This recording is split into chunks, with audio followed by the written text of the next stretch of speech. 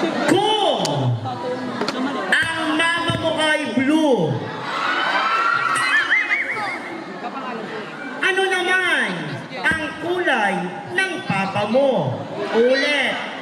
Kung ang mama mo ay blue, ano naman ang kulay ng papa mo? I believe kung ang kulay ng mama ko ay blue, para sa akin ang kulay ng papa ko ay pula. Para pag pinagsama ito ay purple. Ang purple na yon ay ako. Pero para sa akin, hindi mahalaga kung anong kulay ng ama at papa ko.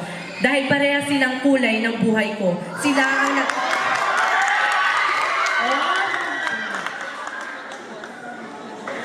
Ang asul ang nagsisilbing inspirasyon sa aking panlabas na kaanyuan.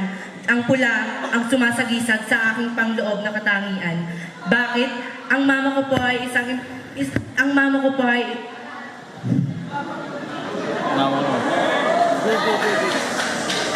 para sa akin hindi kulay ang basihan para makita natin ang tunay na kabutihan. And I thank you.